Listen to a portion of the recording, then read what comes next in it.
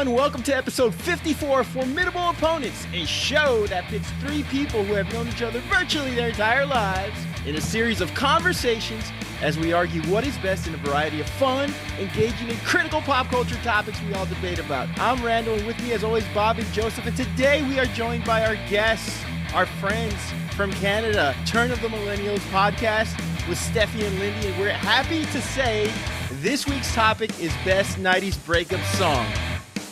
Breakups, they're never easy, but fear not, you're not alone. Well, you're alone romantically, but the good news is that theoretically, as long as you have music to tell your story, you're always in good company. To our lonely friends listening, there is a remedy for those tears, and that cure for people who grew up in a certain era were those 90s breakup songs. It was a simpler time, a monoculture, and we all endured through the same obligatory songs all bands had to release at the time. Breakup songs from that era ran the full complement of emotions: sadness, indignity, catharsis, and denial, just to name a few. That's why we love them, because breakup songs can represent the ebbs and flows of the raw emotions we all go through. From the sudden grief of having been let go to the euphoric recall of finally understanding why you had to. The 90s were an eclectic decade for breakup songs because whether you wanted to wallow in sorrow or rebound victoriously, artists in that decade had every emotion covered,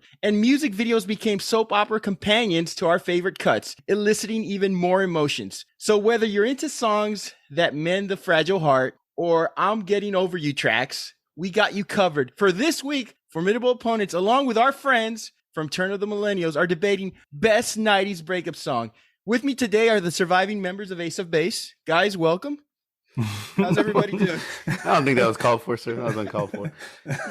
What's up? What's up? What's up? Happy afternoon. What's going on, everybody? First off, before we get started, Bob, you got to give the people what they want in Canada. It's what they need. Oh, okay. I'm sorry. I love you. There you go. Talking about apparently very popular. I'm gonna live that down. We're joined by our friends Steffi and Lindy. How are y'all doing? Yes, girls. How are you doing? Doing fantastic, thank you. How are you? Doing really good. Got some sunny days on the warm in the summer, and we're good. Yeah. Yes, Summer. Can't wait. That means like it's a week, right? A week up there. A month. It's about a month. You know. Contrary to popular belief, it's not just the last week of July. Really? That's like Northwest Territories. Oh, okay. Down here is the exact opposite. We get a month of winter, and the rest is fucking summer. Or at least it feels like summer. It's winter. Summer in Canada is winter in Texas, and we will say that. So it's miserable all summer long here. Don't visit anybody. For God's sakes, don't move here. So, guys, we're joined today by our friends, and we're going to talk a little bit about 90s breakup music. So, I want to start off by asking the panel, was the 90s the best decade for breakup music? If so, why? I don't think so. I think we've gotten a lot of great makeup songs. Wrong one. I think we've gotten a lot of next great week's show. Yeah, it's next week's show. I think we got a lot of great breakup songs through now and throughout the 2000s. So Ask Taylor Swift. Yeah, apparently, she's got them all out there. So no, I don't think the 90s is the best. I think we got a lot of great ones and ones that we're going to talk about coming up soon. But I think breakup songs in general, just they can go through they're generational. Doesn't matter what decade we're in. I feel like it kind of goes with what kind of generation you're in. Like, I feel like with ours, we were kind of more like 2000s sort of breakup. So emo was kind of, I feel, in forefront for some people. And that was really what a lot of us kind of, I think, went to. So some of us might say 2000s is better, but we're here for the 90s. So let's talk about that. Yeah. I don't think the confessional here. Dashboard confessional was big in high school. Really big. Oh, gosh. Human infidelities, Joseph. Bob, you're saying? No, I was going to mention like the 80s. I think everybody was too busy partying and having a good time to really write a extremely sad or heartbreaking breakup song. Not John. Think of any? Huh? Not Too much John, cocaine. Too much cocaine. It's cocaine. That's what I'm saying. Not John Wade. What was that, Lindy? It wasn't what the masses wanted. You hit late 90s and early 2000s, emo really took a hold, and you need those upsetting heartbreak, I'm down in the dumps, woe is me kind of songs. Yeah. Thanks a lot, Kurt Cobain. Yes. We also, I think as a society also at that point, we had 2001, we had 9/11, which I think as a society kind of brought us into that more sadder state at the time. Yeah, so I think our music and kind of reflected it too. Very true. That's a great point. We So were let going me. through a lot as millennials.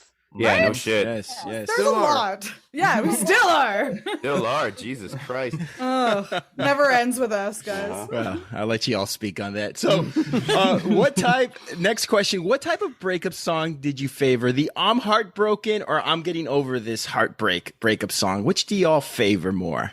Depends on what mood I'm in. But I think I probably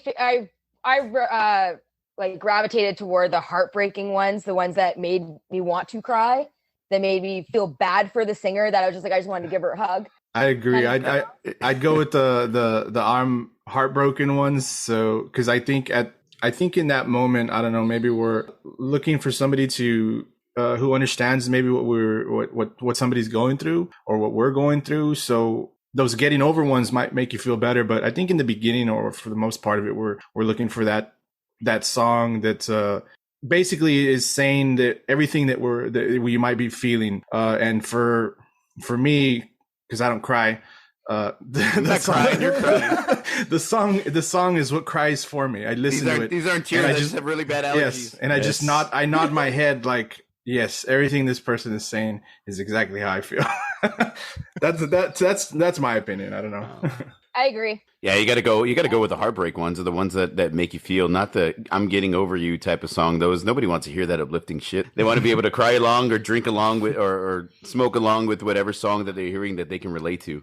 I think it could also depend on the nature of what, like, your breakup happened. Like, sometimes if you got cheated on, someone might just want to listen to, like, you ought to know screaming, or like Khalees caught out there, like, just scream your head off and just be like, I hate this dude so much. But if you were like, okay, we were lovers and first love or something, and they broke your heart and it was kind of like not amicable, but still whatever, you might be more of that sad breakup. So I think it's really dependent on, like, also what the actual breakup was too, is what it is. I got that. I can see that. Yeah. I also think 90s. I've been on both sides. Right? Definitely. I also think 90s videos provided more of the heartbreak because bands could like all dress alike and they could wear like sleeveless vests and it would look. We're talking about Boyz II Men here. Exactly. To the road. They could all dress the same. They could all be heartbroken. They could all be singing about the same woman, and it was normal. And I mean, I just think it just provided a better visual medium. And speaking of which, 90s Breakup music partnered with so many visual mediums, as mentioned. The songs were featured on everything from music videos to a lot of TV and movie tie-ins. When I say 90s Breakup songs, what is the first image that comes to your mind? Natalie Imbruglia's Torn. That's a good one right there. Just, like, her face in the camera, her bright blue eyes, and like the shit going on in the background. That's a good image. That's a good one. I think of Boyz II Men. I think you nailed it with the vests and the matching sports coats and everything. Boyz II Men never really sang about anything happy, did they? On Bended Knee, End of the Road, like Water Runs Dry. Right? It's a song for loneliness. Like all they talked about was sad songs. I think for me it would probably be, and I think it came out in the 90s, right? I mean, it's just so, and we've discussed it before in other ones, and thankfully I don't believe nobody picked it. Sinead O'Connor's, yes, that one fucking image of, Well, I picked it, but that was the greatest one. I know you did. I mean, that's like the number one image. That's the one thing it's probably going to come out on like with the single tier, and the tier, yeah. Exactly. I don't think anybody did the single tier better than her. Then maybe any of the siblings on Party of Five were pretty good at that too. But I think Sinead O'Connor with that single tear rolling down her face, to me, that's the most visual heartbreaking image when I think about that. That one, and probably, and it's two women, and Lisa Loeb.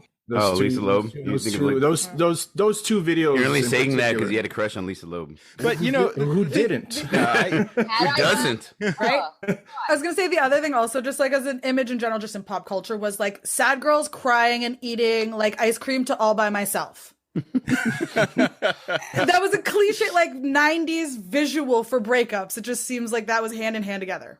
Like Everybody Hurts from REM. Yes, that as well, right. I don't know about Lisa Loeb. She kind of pranced her way through the video. I mean, wasn't she like prancing her way around? But I mean, what do you want her to do? You want her to be like Jewel sitting on the floor barefoot? It's also, isn't it in one whole shot? Why do I got to be the only one crying? So yeah, it is all in one shot. I think right. The camera just follows her around. Yeah. So Ethan Hawke directed it. What did pop-up video say about it? I love Right? pop-up videos. It's been so long, I can't remember. So, Pretty guys, sure there might be one or two edits. Yeah. last question for the intro.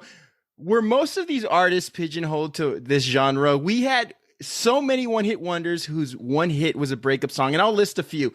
Tony Rich Project, Sinead O'Connor, Chris Isaac, Natalie Imbruglia, Lisa Loeb. We've already mentioned a few of them. So what do y'all think? Was that the way to get your hit out there, was to be a sad heartbreak song? Why do we have so many one-hit wonders from that era?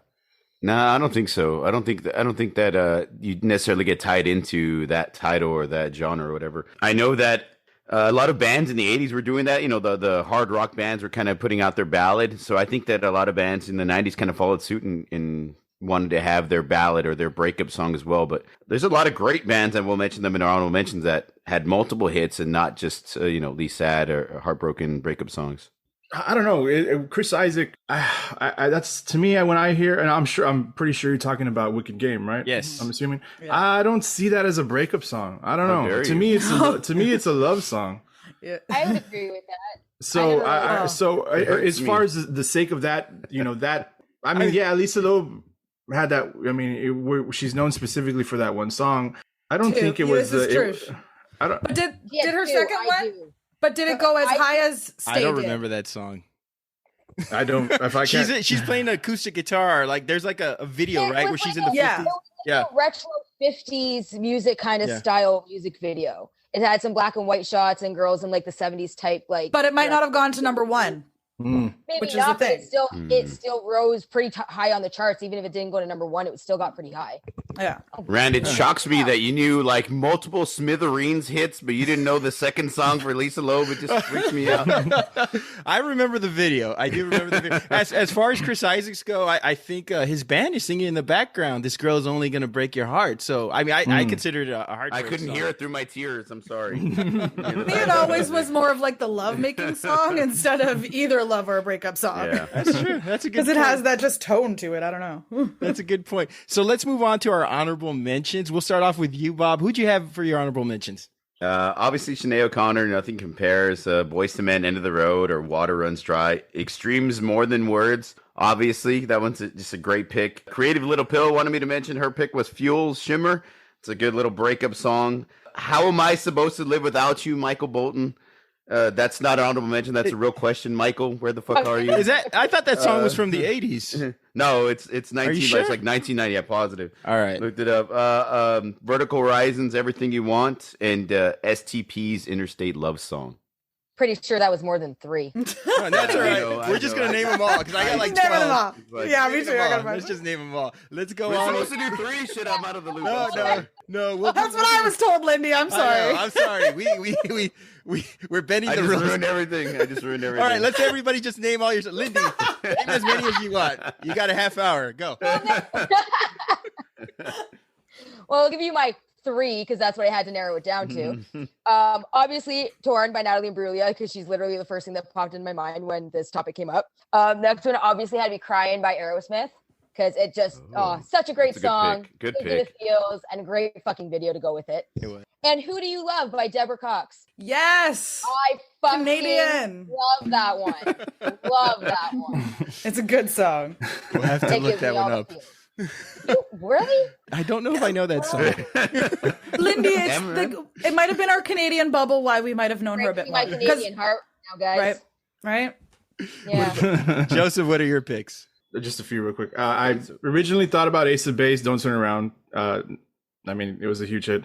I got Crying by Aerosmith, Don't Look Back in Anger, Oasis, Barely Breathing by Duncan Sheik. I believe that's Yeah, a that breakup was a song. great one. To me, Yeah. I've always seen it as a breakup song. Sandcastles in the Sand by Robin Shabazz. Great pick. And this one's for Randy. I know it's not necessarily 90s, but I just got to mention it. Hey, yeah. I mean, I got to throw that one out there. Yeah. Good pick. Go back and listen to other ones. Well, then You'll know about that. I'm throwing There You Go by Pink in the ring too. Go There you for go. it. You can do it, I Okay. can do it. That There was you a go. Jim Green 2000. As many as you want. Steffi, what do you got? So yeah, I kind of agree with End of the Road because I always remember on the OC there was my favorite episode, Rainy Day Women, and he's like, "Look, why are you listening?" He's like, "This is the saddest song in the world." And then I was watching Fresh Off the Boat the other week, and I said to Joseph that he was going through a breakup, the main character, and he was listening to End of the Road, and they made fun of the video. So it's clearly a very sad song. It is. Never Ever by All Saints. Oh yeah, good. I've heard of that one. Never Ever by All Saints. Wow, I haven't thought of that one in a while. A to Z, Right? yes. So good. Bottom of My Broken Heart by Britney Spears. Because, it's like that first cute, teeny bopper love. And we're that age. I also had Always Be My Baby, Mariah Carey. Drive Myself Crazy, NSYNC. I Can't Make You Love Me by Bonnie Raitt. Criminal, Fiona Apple. And then lastly on my honorable mentions, but it has to be the extended version. It's all coming back to me now because in the extended version, the words where she says, "The empty threats and hollow lies, whenever you tried to hurt me, I just hurt you even more and so much deeper." And I just feel like that's very indicative of a lot of people's relationships when you're in a huge fight and breakups. Like you Was just this try to hurt Celine? each other. Celine. Yes. Yeah. Did we have, of course, Celine had to be brought up. Of course. Canadians on the show. We had to bring up Celine. So those were my honorable mentions. So I'll talk a little bit about my honorable. I had more than 3, sorry, but I'm going to try to. Jesus, Yeah. Hypocrite. Go ahead. No, I'm over it. It's fine. Oh, sorry. I thought I sent an update saying name as many as you want because everybody was like, I can't narrow it down to 3. I was like, well, just name as many as you want. So I'm not the greatest at checking your Insta messages. yeah, there you go. You should have been told. So Long December by Counting Crows. Oh yeah. Adam Derwitz, everybody says he's dated so many beautiful. If you listen to the song, you know why. Legendary stickman. He had both friends. He had Courtney Cox and Yes. Jennifer Aniston. Yeah. Hey Jealousy by the Gin Blossom, sort of a reflection breakup song. A Return of the Mac, as we covered episode 1, breakup song. Mark He's Morrison. a whiner. Yes, He's a Heartbreak. Last Goodbye by Jeff Buckley. I also had Linger by the Cranberries. Torn by Natalie Imbruglia. Nobody Knows by the Tony Rich Project. Have y'all heard a song called Sukiyaki by 4 p.m.? It's all because of you. I'm feeling sad. I know the song. Yes, I know that song. So that song, Sing it some more. I need to hear it. It was a cover of a song by Japanese singer Kayu Sakamoto from 1963, and ignorant Americans thought that the Japanese title was too difficult to say, so they titled it Sukiyaki, which is a Japanese beef stew dish. So very just dumb, ignorant American racist stuff there.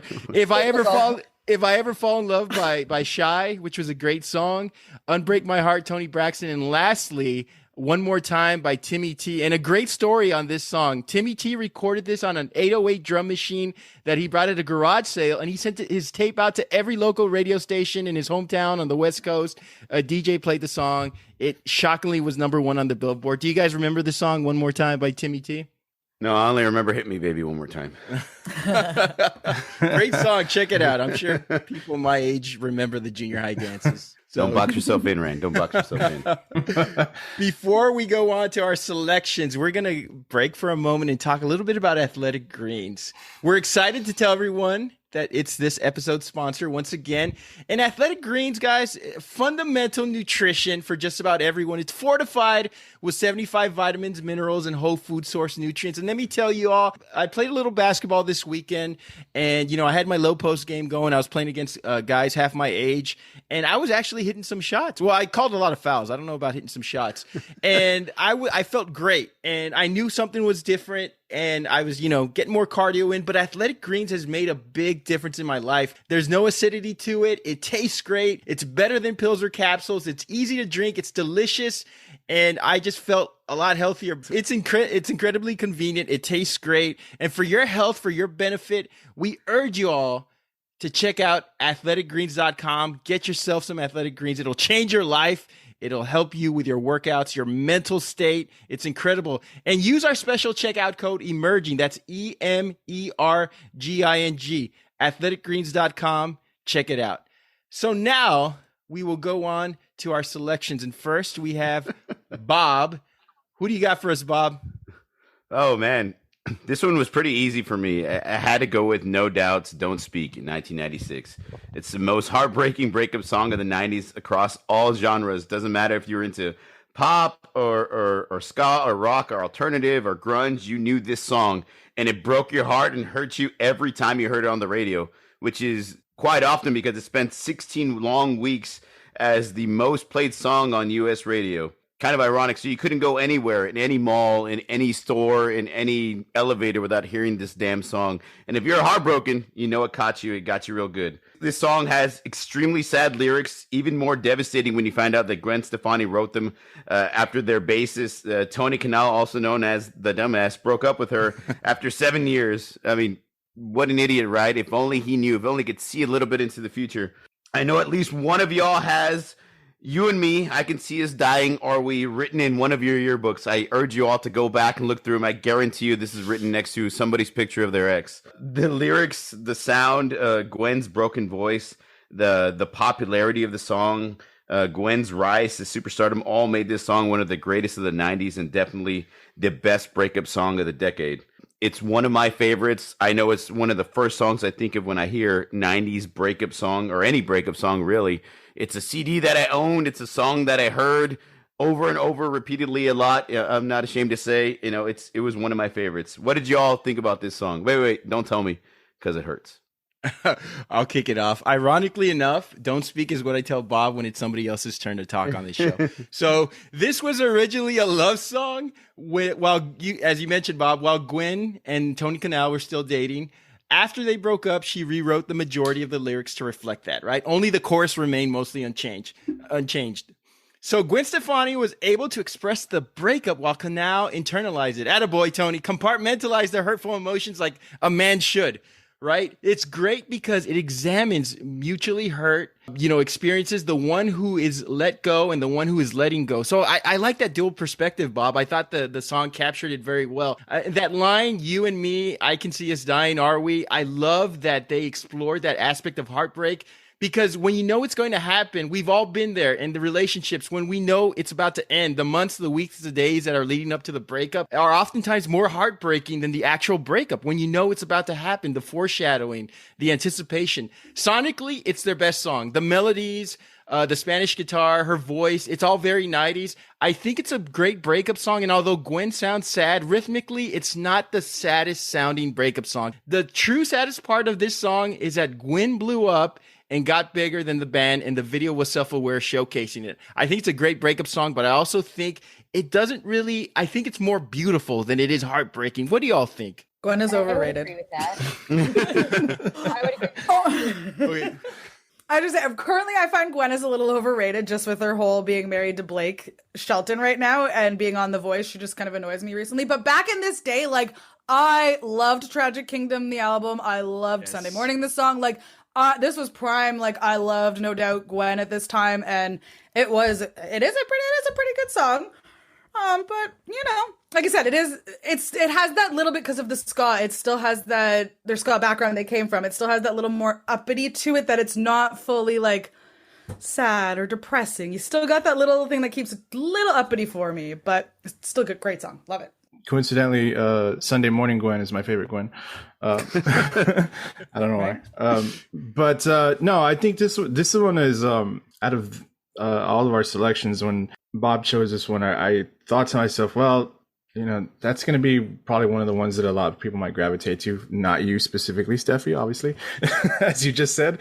But I think this one's cool. I like this one because this is a breakup kind of happening in front of our eyes, and it's weird. And I think what the difference between maybe some of the selections that we're going to get into, maybe on some of our honorable mentions, these are all breakup songs that I think they're after the fact. And so this one, as you read the lyrics, as you go with the song, I thought it was cool. Just the opening lines, I feel like I'm losing my best friend, I can't believe this could be the end. This is the story is being told as it's happening, and you're hearing more and more of it as the song goes. So I do think that was kind of cool. And yeah, most definitely, it's probably one of the more well-known and probably more recognized breakup songs. So this is it's a really good pick.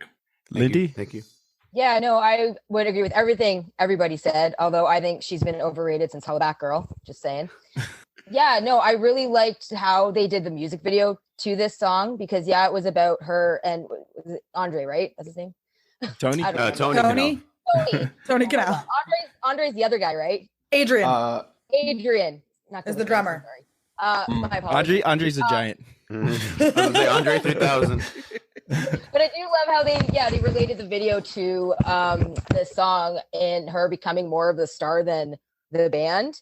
Like you really saw the hurt and the pain on all of their faces, including hers. But I have to like make one comment about the video. If she would not get away with it now, would be the bindi that she wears. Oh yeah. Good point. Not get away with that now. Yeah. She did a lot of that back then, but She did. you know, that's a different Or time. Madonna. You know, That's not true, not, yeah. not necessarily that thing, but just like her style in general. She was always like, you know, Centric. and Yeah. but nowadays, I probably couldn't do it. So. In the Ode to the World video, she's got a little bit more of Yes, Indian dressing which and is such style a in that good too as well. song. It is Yeah. great song.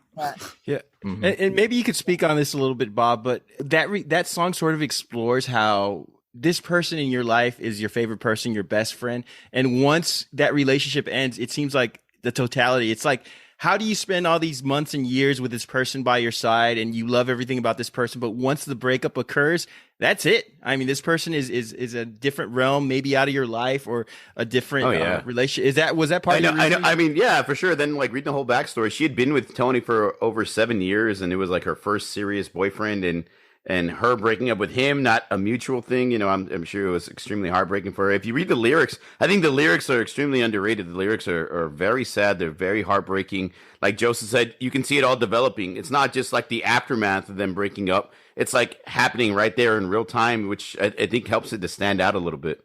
It's a great breakup song. I think it's on everybody's top 10 at least. It's just rhythmically, I think a lot of people think like, what You want it to sound more like More Than Words. I get it. Yeah. I want to be Yes. I want to More be sad. I want my soul to be ripped from me. Yes, exactly. Agreed. Well, this is probably another reason why this band actually survived, because they made a heartbreak song that sounded a little more like themselves rather than changing their entire sound to make a heartbreak song, you know, really soft and really sad, and then after them never heard from again. Good point.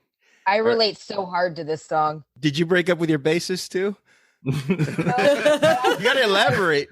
We were together over 7 years, and it killed me to break up with him, but I had to. I'm sorry to hear that. Yeah. You gotta go. You gotta go. You gotta. But I'm Yeah, super fucking happy now, getting married in 5 months. Yay! All right, congratulations. Congrats. Yes. Thanks. All right. So, actually, Lindy, Don't do you're it. Then you Yeah, I'm up. It's my turn, right? Yes, it's your turn. Right. So let's hear about how happy you are. With this song, which is hopefully you don't experience this song in your relationship. I'm just saying. Yeah, I can't say I personally relate to this song because, you know, this particular thing has never happened to me with children involved. But I went with "You Were Mine" by the Chicks, only because this song gives me probably the most physical reaction when listening to a breakup song. Because like, you hear sad songs that can make you cry. This song makes me cry every time I listen to it. Every single time. And one of the lines in it that really, really gets me is the part where it says, "I can give you 2 good reasons to show you love's not blind. He's 2 and she's 4, and you know they adore you. So how can I tell them you changed your mind?" Yes. Like that, just thinking about it makes me want to cry right now. Like I can feel it. I'm like, yeah. But I love this song so much. And if I'm ever in a really shitty mood, if I'm sad, I'll throw on this song and just remember my life's not this bad. Joseph, speak on it. Speak. Sorry, I didn't know you were. There was gonna be that Joseph's too short. busy wiping the tears from his eyes. before he started. Go ahead, Joseph. It's He hugged okay. his dog and he ran back. So this pick, it's easy. It's very easy to listen to. I know they were the Dixie Chicks, the Chicks now, but I think that Natalie is her name. Clearly the real star out of them all. Just How saying. dare you? No, Jesus look, Christ. dude. No, but She listen. is. Like I said, I don't really know them, so maybe there's other songs off of the mini albums that they've done where the other 2 girls are featured. But it seems like every single that was released, you clearly hear Natalie more. So I that's just, to me, like I've always just put the Chicks is Natalie. But anyway, that's just thing. Good story in the song. Now single mother, from what I gather. Trying to make sense of her former lover up and leaving her for someone new. The lyrics seem typical, basic breakup heartbreak song in the beginning, but like you mentioned, that end part, that's where "I can give you 2 good reasons. He's 2 and she's 4, and you know they adore you." God, like that's the part that gives you the song the little extra and tugs at your heartstrings. And I think and you think to yourself, God, what a douchebag. So I think at first it's an easy song to listen to, like I mentioned. Great music, and like I said, the lyrics aren't too crazy or nothing too fancy, but then it gets you with that end part, and I thought that was crazy. Again, strong candidate based on the lyrics alone. The music is somber and it adds to it, and I think it's a really good selection, to be honest with you, based on that one part alone. Go for it, Lynn. Go for it, Steph. Go for it, Steph. What? You have that face. Oh, I do, because for me, well, for one, I'll say for when it comes to chicks, I would rather go with Cold Day in July or Without You. The reason, and Yes. I go against every single one of you because I was this child of divorce, and it is not always this fault. This one triggers me, and it actually makes me very angry at this song. Why didn't you tell me this when I chose it? You know my situation. You know exactly how it happened. But for me, any cheesy ploy in a breakup using children, because I'm a child of divorce. My mom used me in that sort of way with my dad. And so to me, it puts me in that almost like bringing me back to my childhood triggering situation. So for me, I find it always a weak ploy to use children because I was that child. So that's the reason I can't do this one. Like I said, Cold Day in July or Without You, absolutely. And I can see why other people would love it. It's the children thing and that. But because I was the kid, I have a very different view on the song. I'll add to that one. I think this song's a little bit too serious for me. I mean, it's 96. We were teens. We were, we weren't adults yet. And the topic of it is divorce. So I couldn't really connect to it as a big time breakup song. Although if you're getting divorced, this is definitely the anthem for it. Absolutely. This isn't the high school breakup type of, first love type of thing. This is like the real shit. This is real. So I don't know. It's just a song I couldn't really connect to as well. Like now, I mean, nowadays as you're older, yeah, of course. But thinking back on it, like when did it come out? In like 95, 96? 97, I think. 97.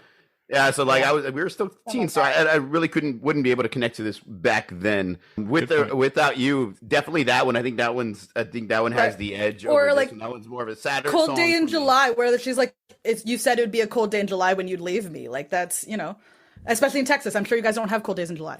Never. We didn't have cold days in November. Exactly. So it's you would never leave her. Come on, and he did. So. I have to applaud this selection. This was the only song from our selections I had never heard. And it was a complete, I know we're from Texas. I've never heard this song I can't name 5 Dixie Chicks songs to save my life. I thought Without You was like their biggest hit. Well, to me, it's one of their biggest hits, and it's a really sad song. I have to agree with Joseph. I think Natalie Maines is the star of. I can't even name what are the other two? Winona and Marty and Emily. Emily. Okay, I have Wilson no idea. Phillips, is that what you're naming right? So Natalie Hold Maines, on for one more day. it's such a tremendous voice. The fact that they brought parenting kids into this song when she's singing that lyric that you just mentioned, Lindy. How am I going to explain it to our 2 young children? That was tough. How am I going to? And I mean, how is she going to explain their father's puto behavior? I mean, it's just it's horrible. You have right? to explain that one to our millennial friends. You just say it. You literally just have to say it. Unfortunately, it's horrible. I think the fact that they're all singing sort of takes away from the sting and the excoriation, because I know that they're harmonizing, and I get it. It makes for a better sonically enticing song, but they're all singing. I wish this was like a Natalie Maines solo acoustic version. I think it would have given more effect. They still have each other, and they still take their wine tours, and they still make their charcuterie boards together. So they're not exactly lonely, okay? It's charcuterie, sir, and they're delicious. Good. I love the cheese. All right, I'm having a hard time feeling sorry for 3 ladies who perpetually look like they can afford below ground pools and have some nice Airbnbs to stay in. Their ski trips and their TikTok dances will endure. They'll be okay. It's the kids who I feel sorry for. And judging by the Dixie Chicks 90s hairstyles, it's the restaurant managers they'll encounter who I feel sorry for. But I do have one suggestion for this music video. Eric Roberts recast as the asshole husband, I think would have been phenomenal. Eric Roberts. Yes. Eric wrong with Roberts for everything. The best or what? Why do we want to make that guy the bad guy? Like, is it his look? It's because Like, what is Must this? be his look, nicer. yeah. His sister was so much nicer. He has a beautiful young talented daughter who is probably the sweetest thing in all her movies. This guy looks like a piece of shit asshole. Her latest stuff, she's not the sweetest thing. Joseph, get off the Disney Channel, Joseph. I didn't even know she was in Disney, so that says something about you.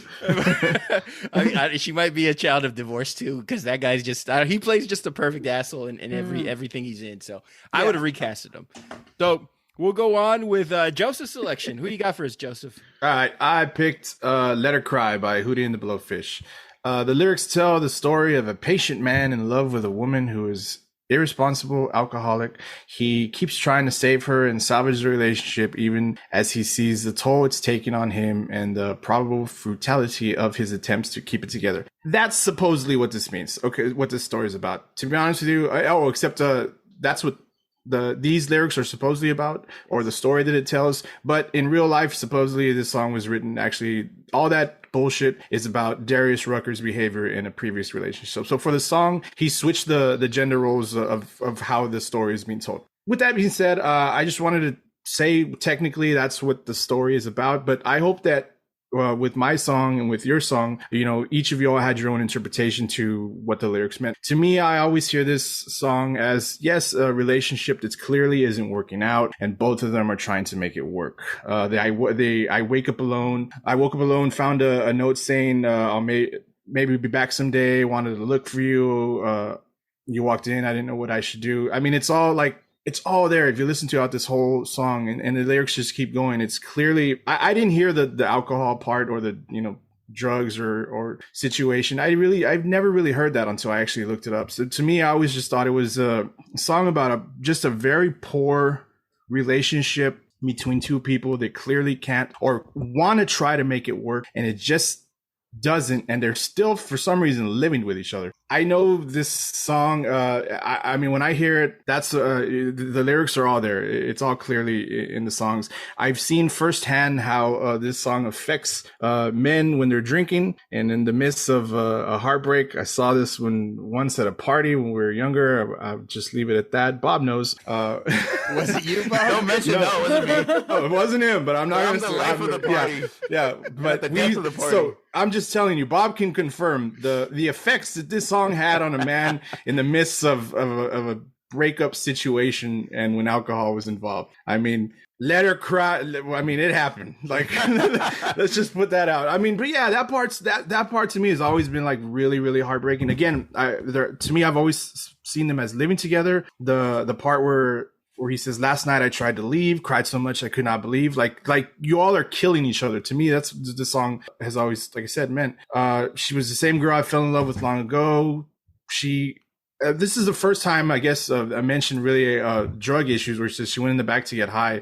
I had never, like I said, seen it as drugs or alcohol being the issue in the relationship. I just thought the person went to go get high to try and take their mind off of it. But that part in this part, I think right here, it makes everybody like fucking, especially like in the instance of the story that I told a little bit right now without names. I sat down on my couch and cried, yelling, "Oh, mama, please help me." Like that shit. Like you can be like drunk, and if you're really in a bad situation, you hear that shit, you might, do the Sinead O'Connor one tear thing at that point. That's probably, and then she walk away.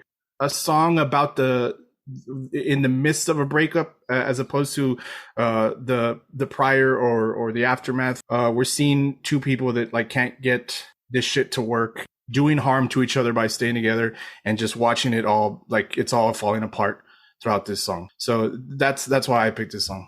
Did you get choked up there? Attaboy, Joseph. That's a great song. Birds were chirping too. All right. You heard birds? Yeah. I got earphones on. I can't hear shit. Steffi, what do you got to say about this song? I do like this one. Also being the country fan, I love Darius because he went country now, and one of his songs, "If I Told You," so good. So I'm also down for this. I love it. I had said the exact same thing. Like maybe wrote a note, maybe someday I'll be back someday. Like that kind of hits home because over the years I've talked to so many guys that have said some girls have just ran out on them so often. Like don't leave a note. They pack up and like they're at work and they come home and the girl's stuff is gone. And so like I just feel like in that song, like that just very much represents apparently a lot of girls out there. I've never been one of them, thank God. I have always faced my breakups, but I have heard I've met a lot of guys, even some of my exes over the years that have been through this. And I'm just like, how can a girl be so like vicious like that, to not even explain to him why she's leaving, why she's going and stuff? Like, it hurts and it sucks, but you gotta do it. So I agree. Like, this, like, and yeah, you sit down on your couch and cry, and you just, so yeah, I kind of agree with this one. It was definitely like, I think it's one of those feely ones. It's pretty good. It's funny that Joseph mentioned the whole buddy crying. That's what I had in my notes. This is a song you make fun of your buddy for listening to in the middle of a party.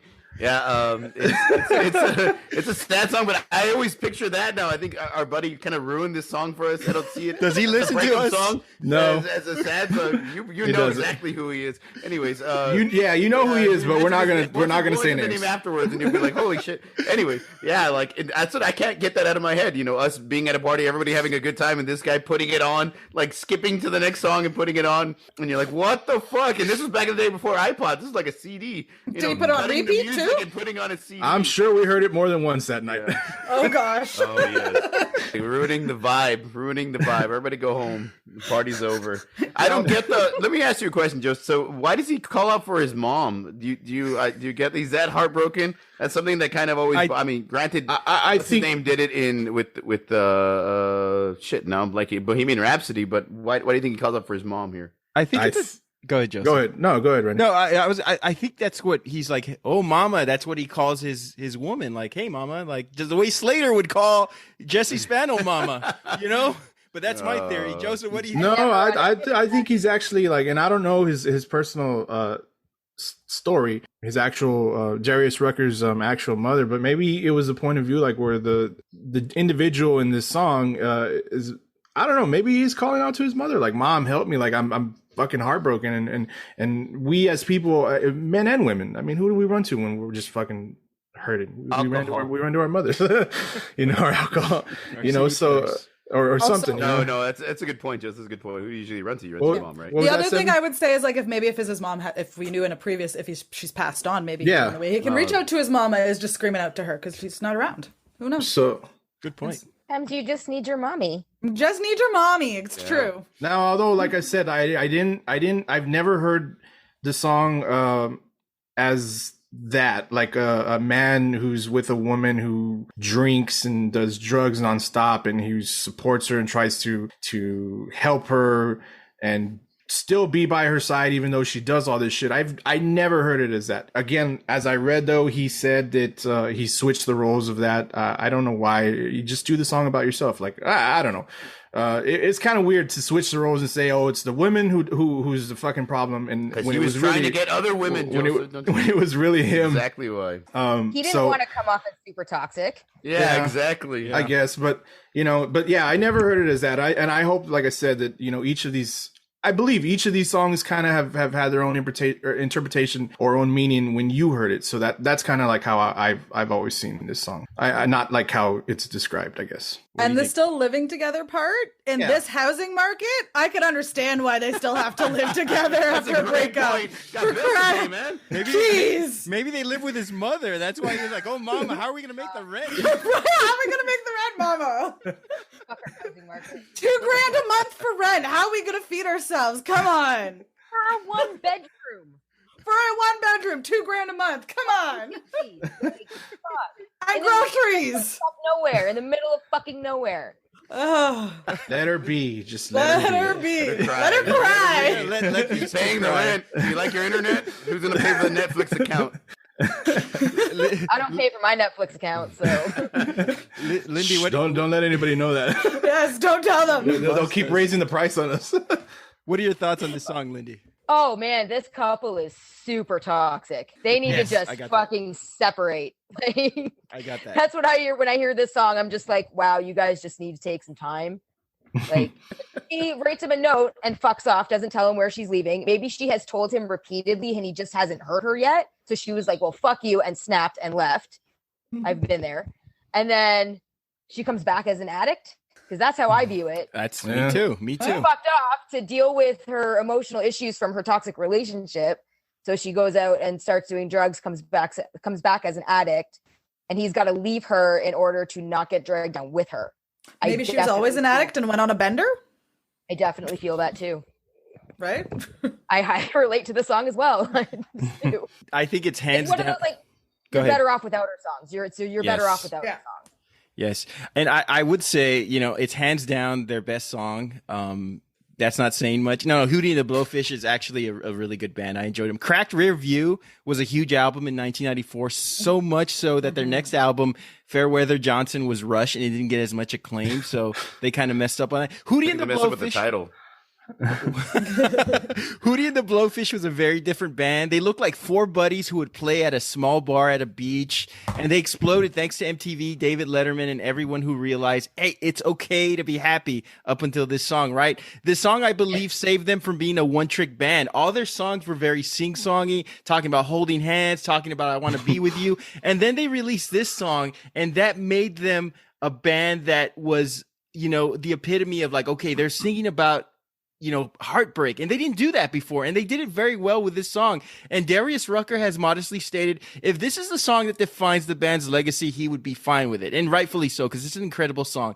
In an interview, he also stated he reversed the roles. Joseph, you mentioned this, of the song. And it's being sung about from the perspective of his girlfriend at the time, not his. The ultimate, I can't fix the person I'm in love with, so I have to let him go. What a gut punch, but they don't let go. And I'm gonna tell you about this in a minute. The fact that they look so mild-mannered, Hootie and the Blowfish, makes it even more so relatable. These guys weren't wearing like leather chaps and they didn't have like cool hair. They look like everyday guys. So when we see a guy in a ball cap and a bunch of dudes who look like, college students singing about heartbreak, we relate to that more. So I think the visceral aspect really helped us out.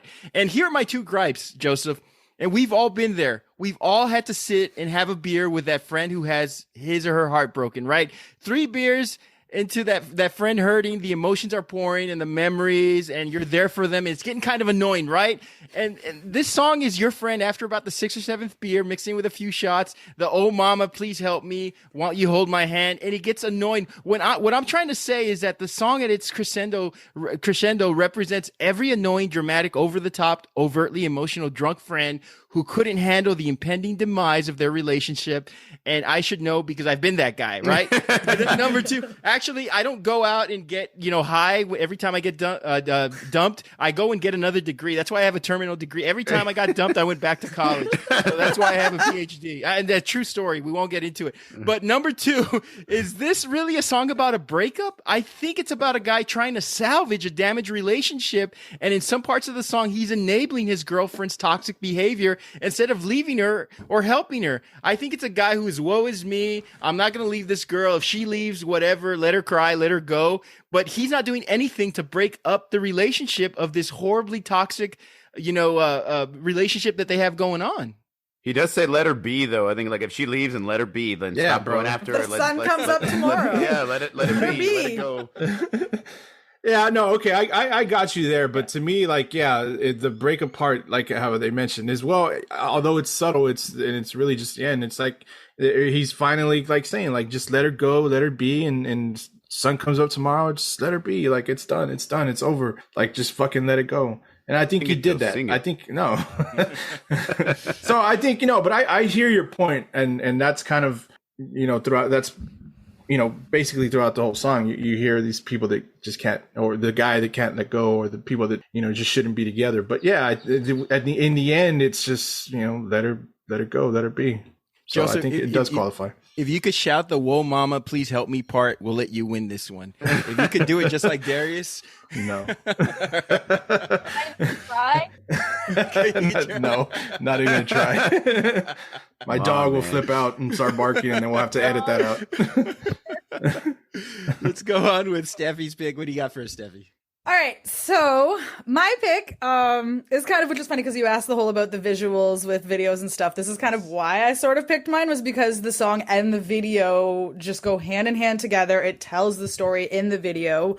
I chose Always by Bon Jovi. It was released in 1994. It was a new song on the Crossroads Greatest Hits album. It was actually supposed to be originally written for a movie called Romeo is Bleeding, but they were unimpressed and he decided to go unimpressed with the movie, so he decided to not put it in the movie anymore.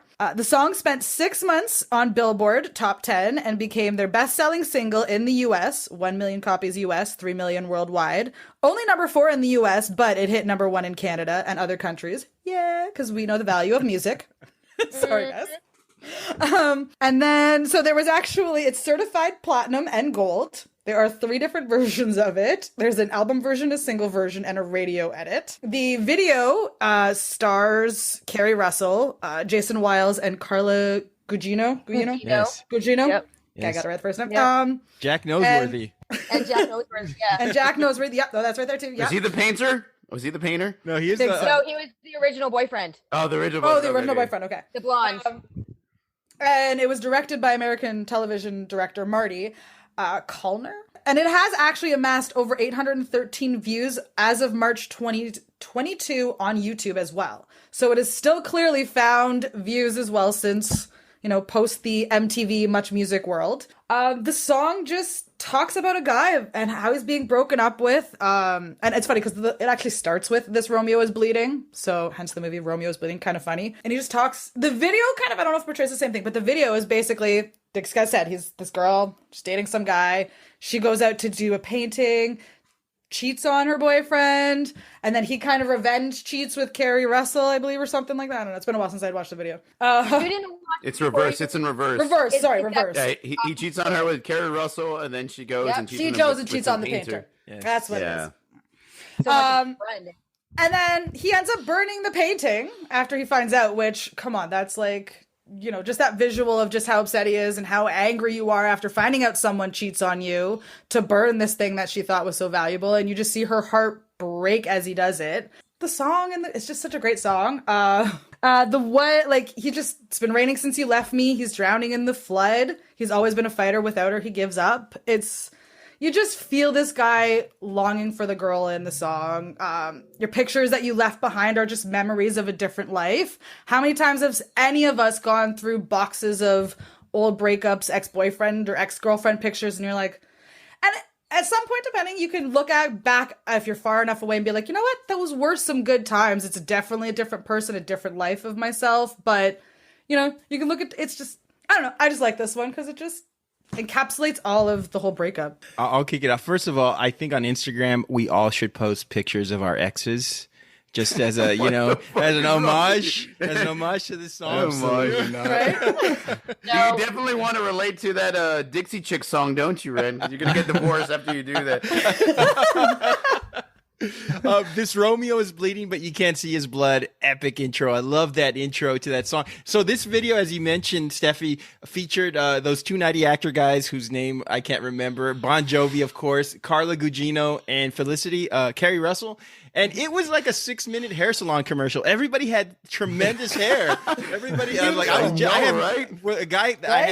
have no hair, but everybody in this video, I was so jealous. I could only watch 2 minutes of it, and I had to stop because everybody's hair. So I want to ask this question, and I was going to ask specifically to Bob and Joseph, but everybody. Wait, no guy in his right mind would pick Felicity over Carla Gugino, especially in the 90s. What do you guys think? I like Carla Gugino. Felicity had nicer hair.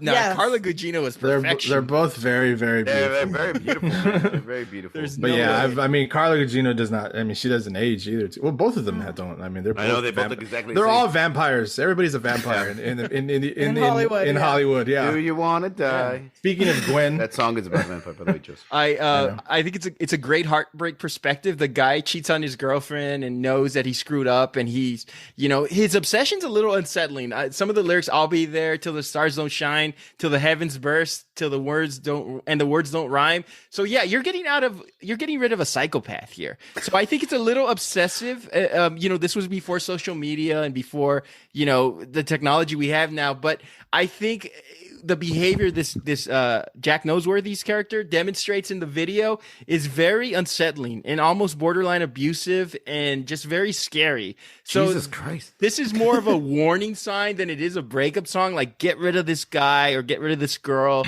that's going to totally ruin your life. And I think it serves as more of a warning sign, but great song. I love it. What do you guys think? Honestly, I had never heard this song until you selected it, Steffi. So I had to go and Preface it. Y'all let me finish. Joseph. Preface it. Joseph he's not a fan of Bon Jovi, right, Joseph? Okay. Okay. All right. Yes, I'm not really a fan of Bon Jovi. Not even at a strip club? Well, is Bon Jovi stripping? 'Cause then maybe. Go ahead. I'm a fan of 50 Cent, but I know in the club, like. Go ahead, Joseph. True. Sorry. I did read the backstory and you know how it was written for the failed movie and how he decided not to allow it. Stop rubbing your hands. And shut up. Sorry. Keep rubbing your hands. Sorry. I just. You can hear that? Yes, we think of everything. I didn't know you guys can hear that. Well, we're here to talk about the song, so I'll leave the visual out of this argument. Although I did find the video a bit cheesy, and I mean, come on, is it necessary for the guys to take their shirts off? Like, especially the painter. Like, oh, this shirt is getting in the way of my creativity. Harry Russell had to strip down, so did the guys. I got some paint on my bicep. No muscle tone whatsoever. This was before creatine. So I mean, before athletic greens. So I'm trying not to put the visual on the song together, but so the Romeo is bleeding part I thought was a little bit cheesy. I know that I did with you over there. Oh, it's a great opening. I didn't think so. The Romeo is bleeding part I thought it was. I mean, I know it was written for the movie, so I thought hey, if it was written for the movie, well then that works. But when he decided to shelve it and then revisit it and redo it, he should have cut that part out. I mean, there's no point to it anymore. I got a little confused with the chorus part. To me, it sounds more like wedding vows, like he's stating all these things that he would have said when he's getting married. Like, so that was, I saw that. So I was wondering, is this really like a breakup song? Just like a love letter? But, you go further into it. And yes. And you hear more stuff. Like I noticed the similarities in most of our songs, mainly memories and pictures left behind. I think that comes out a lot. I think those two things, are in at least 3 of our 5 selections, maybe even 4. But that's what breakups are, right? Old pictures and fading memories. This is to me totally an 80s style power ballad, even though it was in 1994. I think Yep. Bon Jovi was still like riding that. I mean, I know he was big in the 80s, and to go back to what I said, I didn't really know this song. To me, Bon Jovi is like, what's the song? Wanted Dead or Alive, and then I don't know anything about you until It's My Life, because It's My Life was like everywhere. So I didn't even know, like it was like from one day to the next, Wanted Dead or Alive, It's My Life. I don't know anything else. You don't know Bad Medicine? Oh, okay. Bed of Roses, also a good song. But more of a At love first, song I didn't versus know breakup. Bad Medicine was a Bon Jovi song. I knew the song, but I didn't know it was him. I just really get that vibe from this song, that it's more in that 80s style of power ballad, Broken Heart. So it's not like dark, I guess, or I don't want to say dark, because we've talked about 90s music.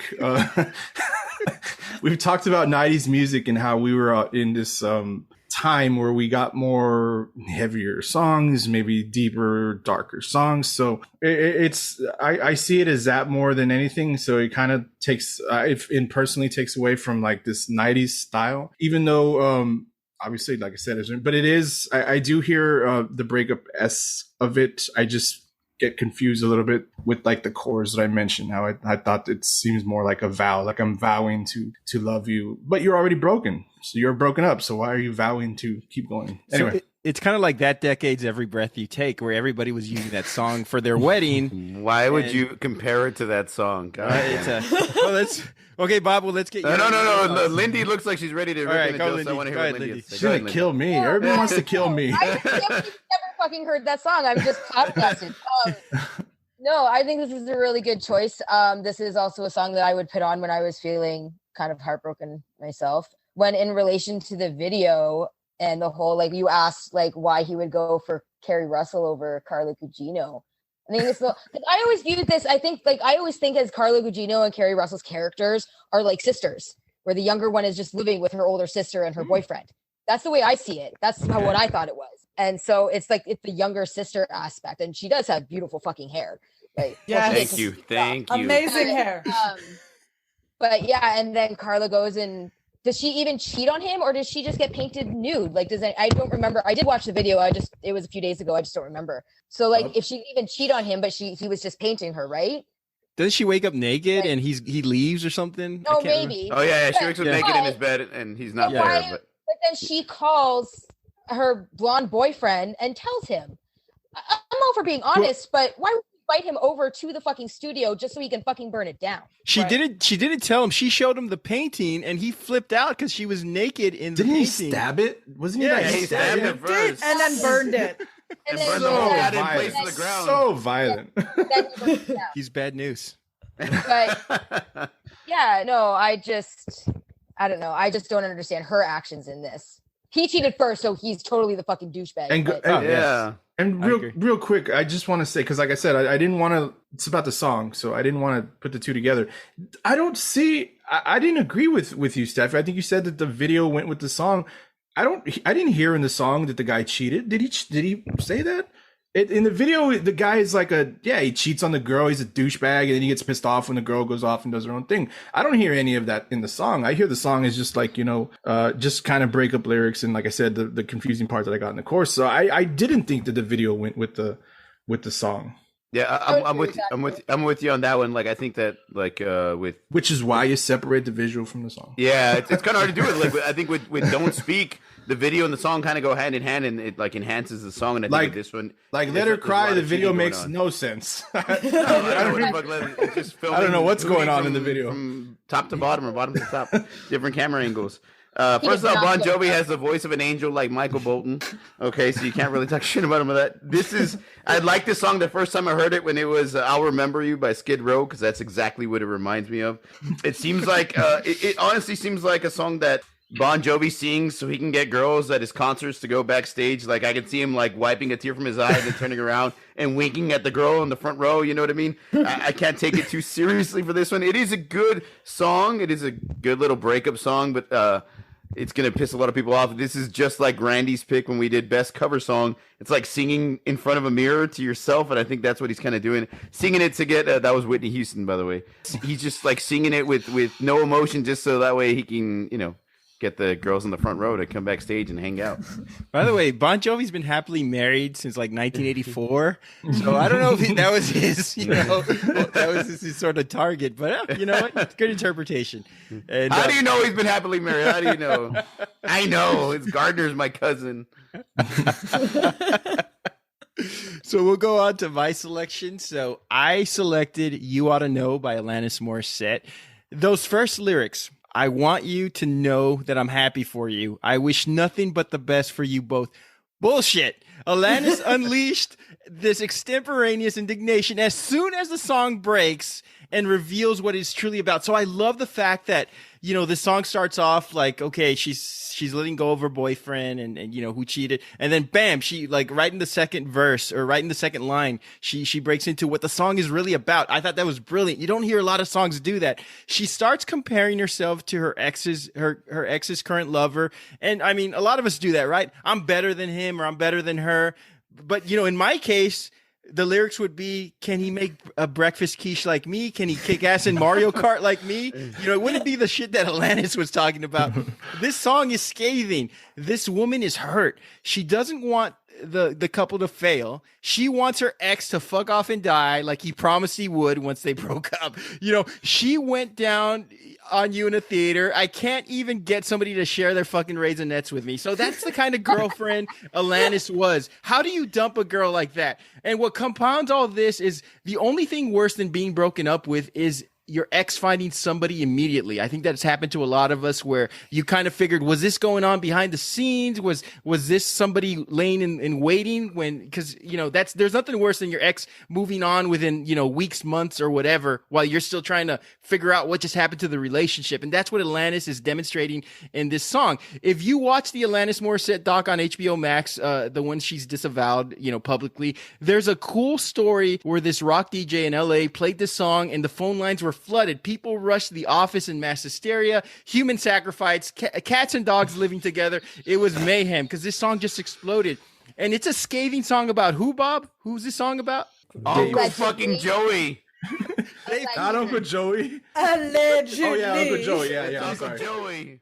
Dave Coulier. Dave Coulier, the Canadian that did it to her. Jeez. In a 2008 interview with the Calgary Herald, Coulier claimed that this song is about their former rocky relationship. The actor-comedian said that he first heard the track when he was driving. And he said, I said, wow, this girl is angry. And then I said, oh man, I think it's Alanis. And Coulier revealed, I listened to this song over and over again, and I said, I think I have really hurt this person. Well, no shit, Uncle Joey. You fucked her. Alanis poured her heart. This song is both vulnerable and about not taking the loss of someone sitting down. It's angry, it's visceral, and most importantly, it's honest. And we've all been there. We all have felt the exact same way she did, only the people we felt that way about didn't have a chipmunk in a suit as a hand puppet. So I love the fact that this song is so raw, it's visceral, it's not about taking the breakup sitting down, it's about you hurt me so bad that I am going to express myself in song and anger and tell you to go fuck yourself. What do y'all think about this song? I think your argument right there kind of gave me my rebuttal right there. Yes, okay, there's clearly a breakup subject matter, but I don't necessarily, and this goes back to the question that you posed in the beginning, I'm getting over this heartbreak. I don't think this is an I'm getting over this heartbreak song or I'm heartbroken breakup song. This is a straight up, and this isn't me saying that I don't like the song. I mean, we all love this song. I see this as a revenge. I'm airing everything out. I'm telling the world what you did, what I did for you. You're a fucking asshole. You die. And it's complete revenge. She immortalized this guy in song. We hear this song, we know who it's about. It's fucking Uncle Joey. Full House immortalized Uncle Joey, sir. You know, I mean, never it's referred to as Uncle Joey, by the way. Yeah, he's just Joey.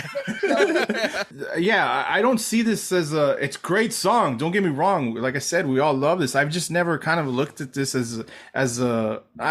mean, it has its elements, but I look at it more as the angry revenge song, the I'm gonna destroy you forever in song, and like I said, she did. Yeah, I mean, like, obviously, I kind of agree with that. Kind of sort of happened a little bit, I find, in that mid to late 90s. Girls were there was kind of almost like a little bit of a rise in the girls in the alternative space and being angry and doing that. Like I said earlier, Criminal and Fiona Apple, where she's like, I could break a boy just because I can. Like, these girls were just doing a rise, and they're like, Great we're going to try and finally get our stuff out there. So we got that angry girl rock, and you know, our girl from Canada, we love her. So of course we're always going to say, yeah, Alanis.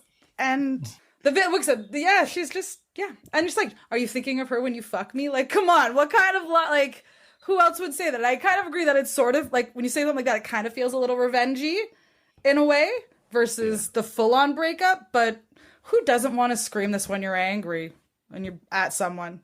It is one of those great breakup songs to get it out. Be like, yeah! I think you're all right. I think this is a very big fuck you, like, I don't need your shit anymore, just fucking choke and die kind of song. Which, not gonna lie, I've listened to this one after, like, my first boyfriend cheated on me, and that was definitely on my rotation. And I need to just address the whole Dave Coulier thing. I'm not saying it wasn't him. I totally think it was. It's totally written about him. But 6 different guys have come forward and taken credit for this song. I couldn't tell you who they are because I couldn't actually find it, but Alanis did. I was reading an interview with Alanis, and she would not fucking spill who it was about. Dave Coulier did take credit for it, but he retracted it again a few years later.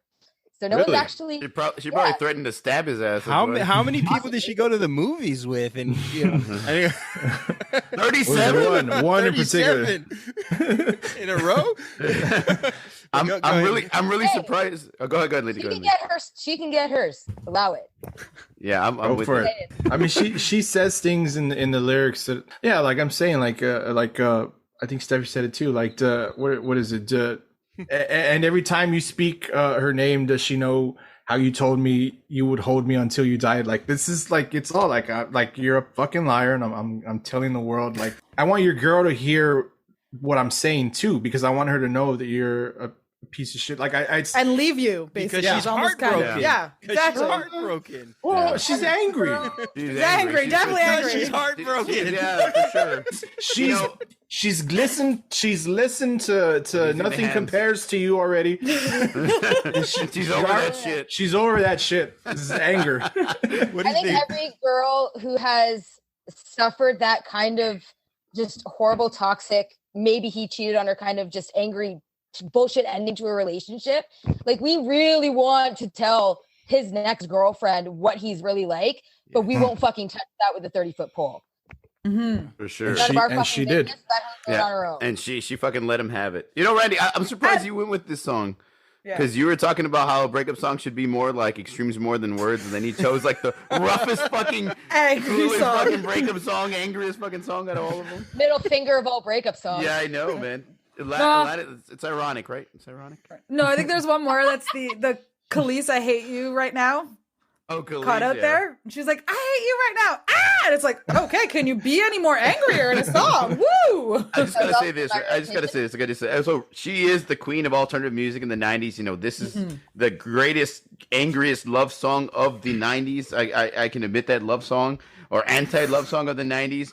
But there's no fucking way, again, that you can tell me that the best breakup song of the 90s is about Dave Coulier. There's no fucking person alive that's gonna be able to convince me that the greatest breakup song is about Dave fucking Uncle Joey, or Joey, whatever the fuck. There's no way. There's no fucking way.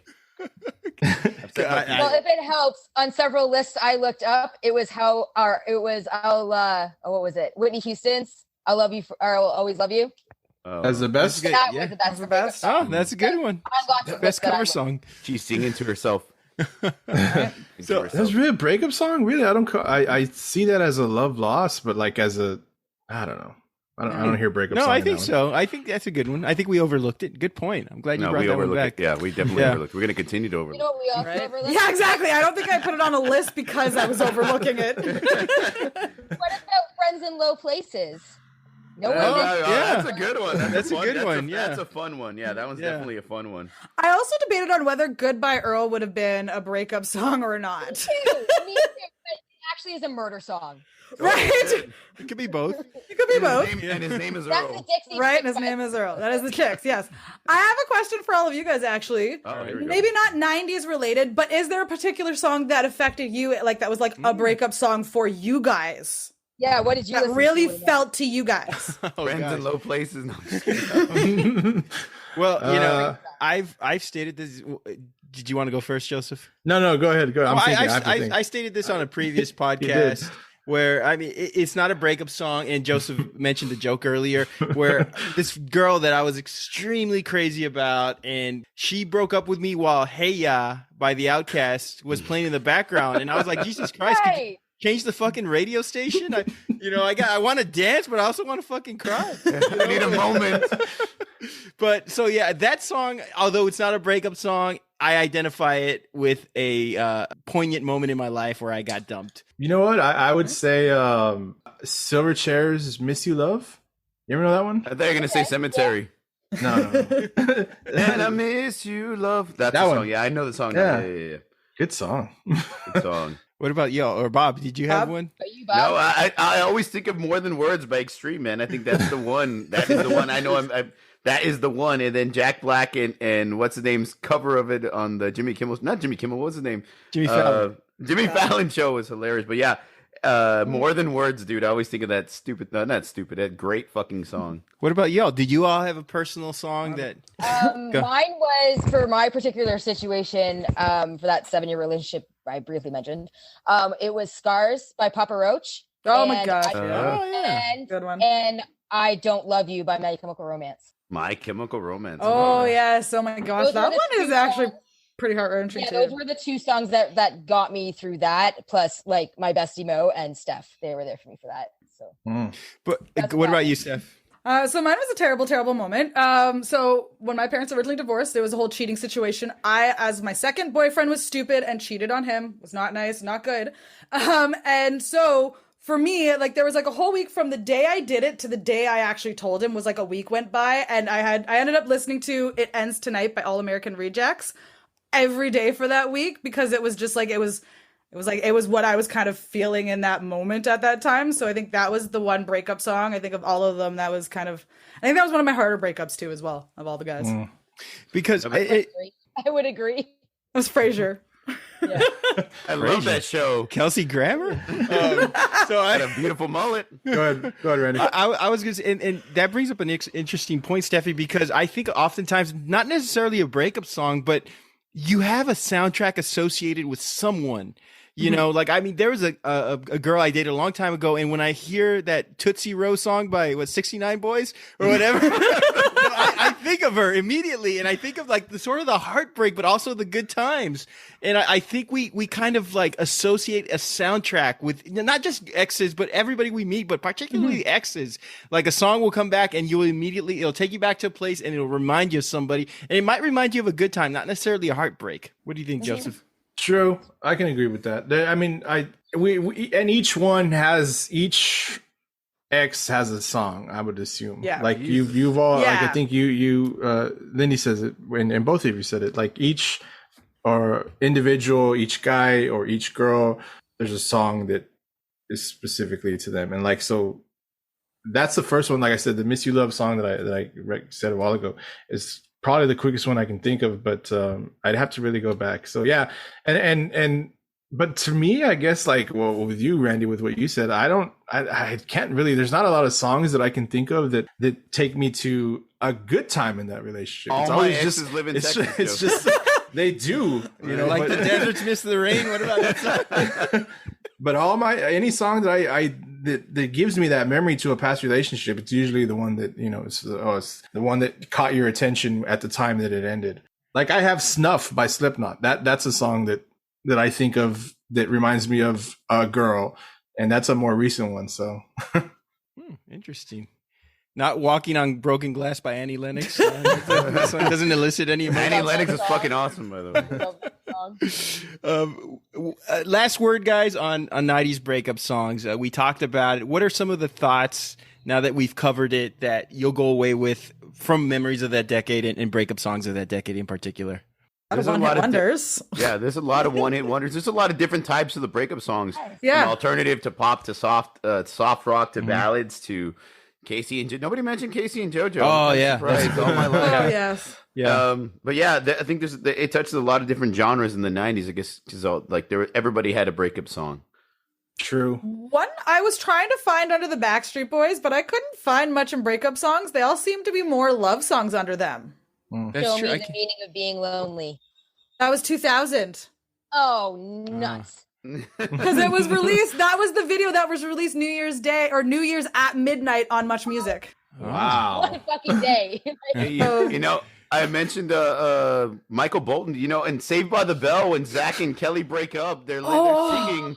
Yeah. How am I Yes. supposed to live without you behind it? That would have been a really great pick to choose. Right? I think that song was from reason. the 80s, though, because I wanted to go with that one, and I think that was late 80s. I'm You not. were just jealous because of his gorgeous voice and hair. He did have amazing hair. Amazing hair. Amazing. I don't know. He hit those notes. Jesus I Christ. think if you, Randy, because with your pick, I just want to say, I think if you had gone with a Long December, I would have been more like, yeah, that's a breakup song. I think that's just a depressing song in general. I I mean, don't know if yeah, it's necessarily a yes. breakup song. well, It's very sad. yeah, and when because I think you had messaged Those are my us final two, yeah. possibly like, oh, it's going to be either this one, that one, and I think if you had gone with that one, I would have been more like, No like I said- regrets, Joseph. Like I said, no, I look at it more as a revenge song, but you know, it is what it is. So shifting gears a little bit, let's talk a little bit about Canadian snacks. Were you guys? Yes. Lindy and so last week on our show, Bob and Joseph reviewed some of the Canadian snacks that you all graciously sent us. Thank you. I haven't sampled them yet, but I will soon. Were you guys as frustrated as I was that they never mentioned, Bob and Joseph never mentioned the product's name? Like they didn't say, "Oh, we ate some Husker Doozies" or "We ate some Sour Pucks." They were like, "We ate this," or they Americanized everything. I knew every single thing that they were talking But about. you knew what we were talking about. I put everything in the box, so I knew exactly what everything was. That was Steph. I just forwarded her money. We had to put in things in the context of what people can. Oh, okay. I It's also like an did- Oreo, like a vanilla Okay. Oreo, but not quite. But with Yeah. So- filling. So Mustard what? chips. And I wanted to send you Timmy's coffee. that would have been I love like coffee. instant, like a mix to go. Yeah. That would have been cool. Yeah, I love You coffee. leave it in your coffee maker. Yeah. If I'm ever in an area where a Tim Hortons is available, I will go check it out. Totally different in Canada. It's the water. It's completely different. Really? That's what I think. And they also line their cups with nicotine. What? Oh, shit. I mean, No, they don't really. That is a joke that Canadians like to tell Americans. That's why it's so addicting. nicotine and maple syrup, eh? Awesome. I was gonna say no. So I really enjoy. I think I mentioned the Girl Scouts cookies, which are called guides. Yes, Right? Girl Guides. Girl guides, not scoots. And we'd have I was like, fucking Randy. Girl Scouts. and they have two because they're a types. national organization. I gotta get They their are. name right. I mean, And they have two types of them. That's the summer, or that's usually the springtime, and then in the winter time we have a mint chocolate. So it Unlike makes yours, me- where you have once a year, where you have all different flavors. So I have to Yeah. ask the Really question: Have you all had Thin mints are delicious. American Girl Scout Girl Scout cookies? cookies. You have? We, Okay. we have a little dealer in Buffalo who sends You're them like- to us. Is there? Can you taste the death in each one of those cookies? You're like, oh fuck, no Oh, wonder. corn syrup, high fructose, corn Yeah, fuck syrup, yeah. every single one of them. Like I love sugar. I fucking love my sweets. But holy shit. These were like just I was in heaven. It was like crack. So good, so good. Yes, they they're- were like fucking crack. Yes, dude. You gotta get It's the a whole mint. goddamn box. What are they called? The mint. The thin mints? The thin mints. But you gotta Yes. put them in the freezer. Oh, And then you, okay. you wait an hour, Oh, and then you eat them like yeah. that, and then you're like you hate yourself for the next 2 or 3 days. But they're We perfect. have our wintertime ones are kind of like the thin mints, but then they put like this layer of like mint cream on the top Like of the like peppermint underneath the thing. chocolate. Yeah. So it's like Yeah, the same. sounds It's like- so good. Sounds like I'd have to run a few miles after that. Yeah. I really liked the coffee crisp thing. That thing was awesome. Yeah. Did you eat And I the really ketchup like that- chips? No, I Yeah, have I was those for gonna ask, Randy. yeah. I'm saving I those for was- Randy. I will be down there soon. I was trying to find ketchup Doritos, but they're only during certain seasons. Oh. And apparently the season is supposed to be in the summer. We're so gonna it's supposed to send be you. We're released gonna soon. send you Tapatio Doritos. that we have down here. You can only find in the fucking valley hot sauce Doritos. And by the way, it's Interesting. pronounced Ruffles all dressed. No, No. dressed all over. We call them dressed all over. Rest all over. Oh yeah, I have that one. I still have that one. I have that one Refers to it saved. all seasoning. I'm like, what? Which yesterday I was at Home Depot and I happened to find a Larry the Cable Guy everything but the kitchen sink flavor. Oh, we did send that one over. So I don't. Larry the Cable Guy. I just assumed it came Oh, from you wow. guys. I don't know. Check the expiration date. That might be 2002. Oh God. You gotta get into something. Got into Ruffles. Right? Ruffles. Wow. Ruffles. Yeah. I know. Bob and Joseph are putting together a care package for you guys. So they mentioned off camera some of the stuff. I think you're gonna enjoy it. So we It's hope a lot they of get you cigarettes some- and barbecue sauce. Yeah, a lot of cigarettes, Oh, I ranch quit toppings. smoking like a year ago. Sorry. Yeah. All right, don't worry. Before Send we them anyway. before we sign off, guys, any suggestions, recommendations, anything that I just watched Top Gun Maverick yesterday. Loved it. I thought it was incredible. It was good. If you haven't Really? checked it out yet, Tom Cruise is still bringing it.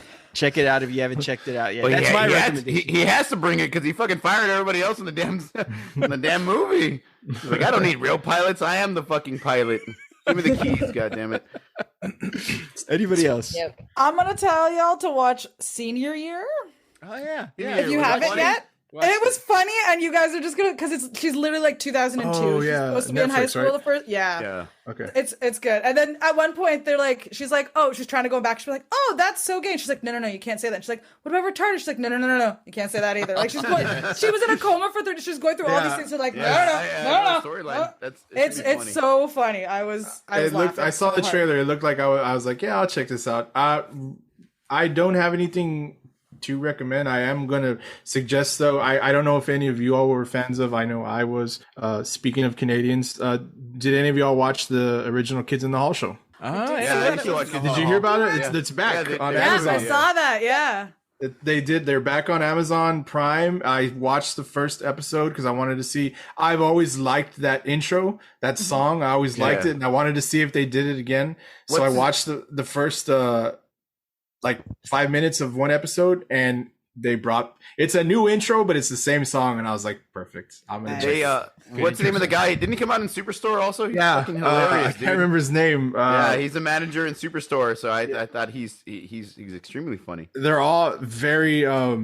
We know them. They're all in. Dave Foley, I know, is the one that most people see and stuff. Yeah, Dave Foley. They're all really good. We saw National Lampoon Senior Trip. That one guy, the Star Trek guy. Yes! McDonald, Kevin McDonald. With a very young Hawkeye back in the day. Oh yeah. I remember that having a big crush on him in that movie, and then all of a sudden he was in Hawkeye, and I was like, oh, look at that! Now he's just a hot guy. Now he's just a hot man. Yes. That's another movie I could recite word for word. Great movie. Senior Trip. Senior Trip. I've seen it. Oh yeah, I love that movie. Yeah. You don't have time. Meowski's hilarious. Meowski. What? Meowski. What? The blonde Asian girl. Yeah, the blonde Asian girl. He's going after the blonde Asian girl. Japanese girl. Oh, that's Japanese hot girl. Japanese girl. Okay. I was gonna say what he actually said, but that's actually not allowed now. Yes.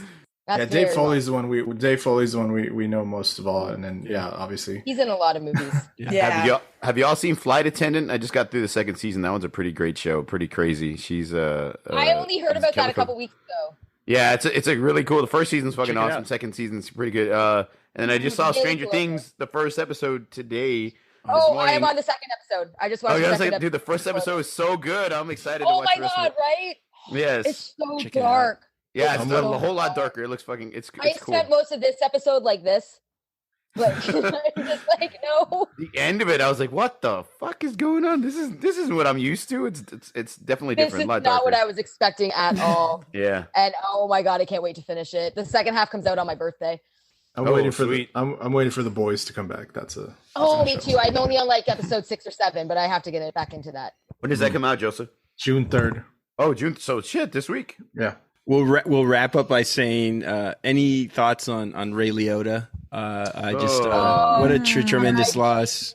Big time, dude. I love Ray Liotta. What a good Goodfellas, man. That was my introduction into like the gangster mafia movies, and I couldn't stop watching all of them after that. Have you all seen Something Wild from 1986? He's who's that guy from Dumb and Dumber? Not Jim Carrey. Jeff Daniels. Jeff Daniels is in that movie. Great movie. I think that was Liotta's like first major role. He's so great in it. Field of Dreams, dude. Field of Dreams, yeah. That's really I loved sad him in scene. Blow. I loved him in the scenes. Blow. That's a dad. Yeah. I loved Sweetheart or not Heartbreakers, where it was with Heartbreakers. yes. Yeah. Where he gets treated with Jennifer Love Hewitt and that and mom. Yeah, Sigourney Weaver. So good. It's great. Rest in peace, Ray Liotta. And that's our show, everybody. Listeners, we'd love to hear from you. Hit us up and let us know what is your favorite 90s breakup song. Most importantly, let us know what you think about the show. You may reach us at formidableopponents@gmail.com and follow us on all social media, Twitter, Instagram, Facebook, TikTok by searching for Formidable Opponents. I'd like to thank Creative Little Pill for her artwork. And join us next episode as we're talking about, what are we doing next week, guys? We haven't Fun. Something interesting. We'll do something fun. We promise. Something fun. We promise. I'll let you know. And also, we want to encourage everybody to please check out our friends at Turn of the Millennials. Check out their podcast. Very entertaining. They talk about everything. I rewatched. What are y'all doing next? Yeah, what are y'all doing next? I think because it's June, we were gonna do a Pride episode and just talk about all of the like Pride movies and stuff and how like millennials we kind of Awesome. accepted it, sort of, I guess. And how acceptance is the new thing that is super cool. So keep doing it. Yeah. After listening to y'all's Empire Records rewatch, I rewatched it from a different scope. Excellent point. So check out all of their episodes. They're tremendous. They're our friends, and we will have them back in the future. Oh yeah, and I can't wait for y'all to like probably do a show where you all are reviewing the stuff that we send you. This is gonna be hilarious. Oh yeah, they will be reviewing our American. Like, how come there's so much pepper and spice and all of this? I'm like, our Canadian taste bud tongues can't handle the spice. No. I hope you guys like ketchup. Okay, so join us next week. So for Steffi, Lindy, Bob, and Joseph, this is Randall. We'll see you all next week. Have a good one, everybody. Bye. Uncle fucking Joey.